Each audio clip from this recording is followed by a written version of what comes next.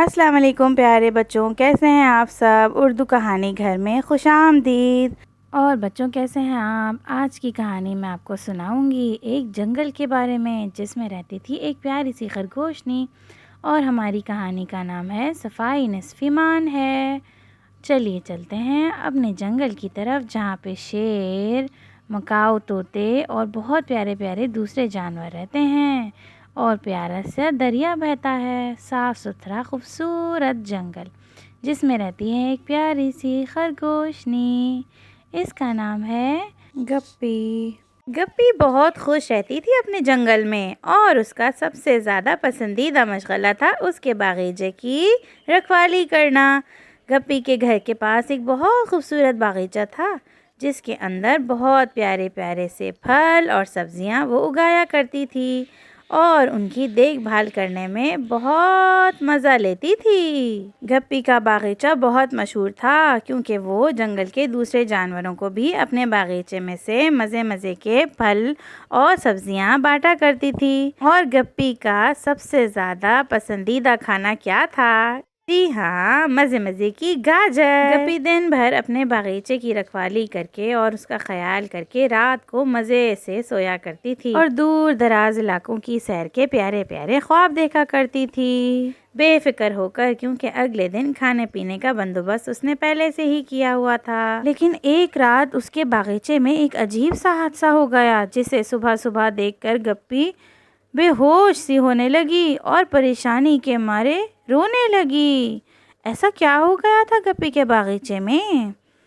ہوا کچھ یوں کہ گپی کے باغیچے کے اندر اس نے دیکھا ایک کینڈی کا ریپر، اور وہ ریپر اس کی سبزیوں کے بالکل بیچ میں پڑا ہوا تھا۔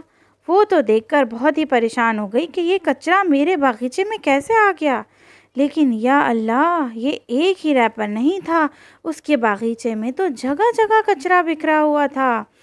جہاں نظر جاتی کچرا، کاغذ کے ٹکڑے، کینڈی کے ریپرز اور پھلوں کی چھلکے بکھرے ہوئے تھے۔ گپی دیکھتی جاتی اور پریشان ہوتی جاتی۔ گپی نے معاملے کی تفتیش کرنا شروع کری تو پتہ چلا کہ اس کے باغیچے سے نکلنے والا راستہ بھی کچرے سے بھرا ہوا ہے اور دور دور تک کچرا پھیلا ہوا ہے۔ گپی کو یقین ہو گیا کہ اس کچرے سے بھرے ہوئے راستے کے آخر میں اس کو کچرا پھیلانے والا ضرور مل جائے گا، اور اس نے ٹھان لی کہ آج تو میں ڈھونڈ کر ہی رہوں گی کہ جنگل میں یہ تباہی مچانے والا آخر ہے کون۔ گپی نے راستے پر چلنا شروع کر دیا تو وہ ایک ایسی جگہ پہنچ گئی جہاں پر کچرے کا بہت بڑا ڈھیر لگا ہوا تھا۔ اتنے سارے کینڈی کے ریپرز ایک درخت کے نیچے بکھرے ہوئے تھے، جیسے کوئی ابھی بھی وہاں موجود ہے اور کچرا پھیلاتا جا رہا ہے۔ اور گپی کا شک بالکل صحیح نکلا جب اوپر سے ایک نیا ریپر زمین کی طرف گرنے لگا اور اس کچرے کے ڈھیر کے اوپر آ پڑا۔ جب گپی نے اوپر دیکھا تو وہ حیران رہ گئی۔ درخت کے اوپر ایک بندر بہت مزے سے کینڈی کھاتا جاتا اور خالی ریپر نیچے پھینکتا جاتا، اور انہی ریپروں کی وجہ سے درخت کے نیچے کینڈی کے کچرے کا ڈھیر بن چکا تھا۔ اور بندر وہ تو بے فکر کینڈیاں چباتا رہتا اور کھاتا رہتا اور ریپر بکھراتا رہتا۔ اس بات سے بالکل بے فکر تھا وہ بندر کہ اس کے کچرے کی وجہ سے جنگل کی حالت کس قدر خراب ہو گئی ہے۔ پاس بیٹھے پرندے بھی اسے حیرت اور غصے سے دیکھ رہے تھے، لیکن بندر اس کے تو کان پہ جیسے جوں ہی نہ رہیں گے، بلکہ بندر میاں تو مزید کینڈیز اپنی جیب سے نکالے اور کھانے کا ارادہ کرتے دکھ رہے تھے۔ نیچے سے گپی نے آواز لگائی، کون ہو تم؟ نیچے آؤ، کیا کر رہے ہو؟ تم نے جنگل کا برا حشر کر دیا ہے، نیچے اترو، تمہاری میں ابھی خبر لیتی ہوں۔ گپی کی غصے والی آواز سن کر بندر ایک دم گھبرا گیا، اور جب وہ اٹھ کے کھڑا ہونے لگا تو اس کا پیر پھسل گیا اور وہ درخت سے نیچے گرنے لگا۔ پرندے بھی اچانک حیرت سے نیچے کی طرف دیکھنے لگے کہ گپی کو آ گیا ہے غصہ، اب کرے گی وہ اس کا بندوبست۔ بندر گپی کی وجہ سے بہت زیادہ ڈر گیا اور اس نے وہاں سے بھاگنے کی ٹھانی، اور وہ بھاگتا ہوا درخت کی ڈالیوں سے لٹکتا دور جانے لگا۔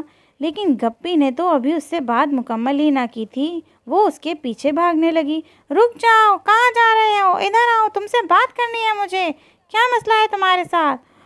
لیکن بندر میاں تو بھاگے جا رہے تھے اور ایک ڈالی سے دوسری ڈالی پکڑتے ہوئے درختوں پر اچھلنے کی کوشش کرتے جا رہے تھے، کبھی اس درخت کبھی اس درخت۔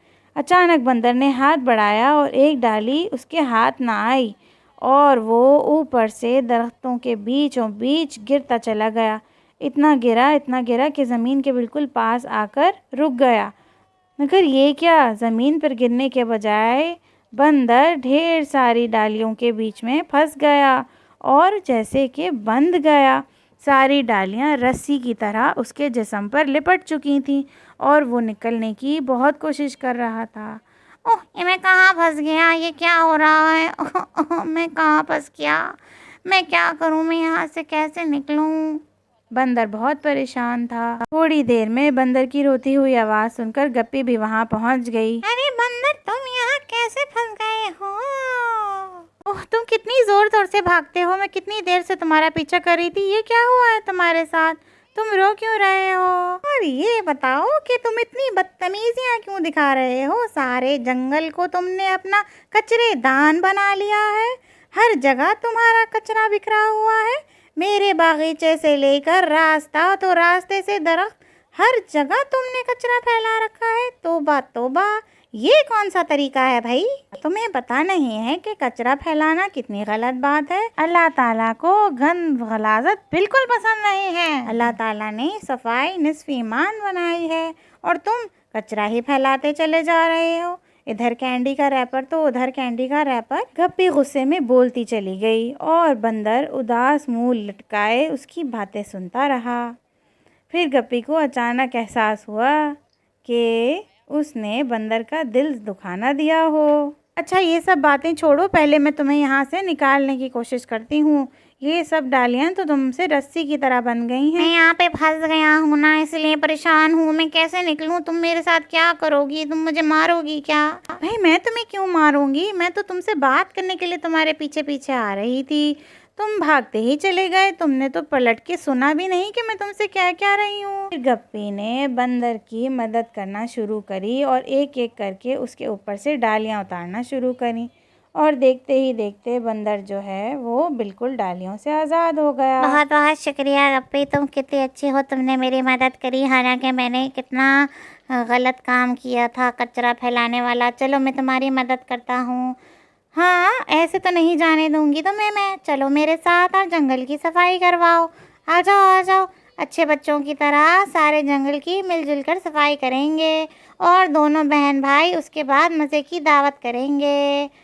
گپی نے ایک تھیلا ہاتھ میں لیا اور بندر کچرا سمیٹنا شروع کیا اور دیکھتے ہی دیکھتے درخت کے پاس سے کچرا سمیٹا، پھر باقی رستے سے کچرا سمیٹتے ہوئے گپی کے باغیچے تک پہنچ گئے اور جب سارا کچرا سمٹ گیا تو خوبصورت جنگل کا نظارہ کر کے خوش ہونے لگے۔ تو گپی بہت خوش تھی کہ بندر نے اس کی اتنی مدد کی اور جنگل کی صفائی کروائی، اور نہ صرف بندر نے اپنی غلطی کا احساس کیا بلکہ اس کو سدھارنے کی کوشش بھی کری، تو اس کو انعام تو ملنا ہی چاہیے تھا نا۔ گپی نے بندر کی ایک زبردست دعوت کی اپنے پیارے سے باغیچے کے پھلوں اور سبزیوں کے ساتھ، اور اس نے بندر کو اچھا کھانا کھانا بھی سکھایا اور اچھے کام کرنا بھی۔ اس کے بعد گپی اور بندر بہت اچھے دوست بن گئے۔ اپنے پیارے جنگل اور اپنے ارد گرد کے جانوروں کا خیال رکھنے والے پیارے دوست، اور صفائی نصف ایمان ہے کا درس دینے والے پیارے دوست، دونوں نے ذمہ داری اٹھا لی کہ اب وہ جنگل کو کبھی گندا نہیں ہونے دیں گے۔ اور اس طرح سے ہوئی ہماری آج کی کہانی ختم۔ پیسہ ہضم۔ تو مجھے امید ہے کہ آپ کو کہانی پسند آئی ہوگی۔ اللہ کے رسول صلی اللہ علیہ وسلم کی حدیث مبارکہ میں انہوں نے کہا کہ صفائی نصف ایمان ہے، جس کا مطلب ہے کہ صفائی ستھرائی رکھنا ہر مسلمان کا فرض ہے، اور یہی صفائی ہمارے ایمان کو مکمل کرتی ہے۔ تو ہمیں اپنے گھر، اپنے ارد گرد ہر چیز کو صاف ستھرا رکھنا چاہیے اور کچرا ہرگز نہیں پھیلانا چاہیے، تاکہ ہم اچھے مسلمان بن سکیں اور ہمارے ایمان کا آدھا حصہ ہماری صفائی ستھرائی مکمل کر دے۔ بچوں، اس پیارے سے سبق کے ساتھ آپ ہمیں دیں اجازت، انشاءاللہ اگلے ہفتے ملیں گے۔ السلام علیکم ورحمۃ اللہ وبرکاتہ۔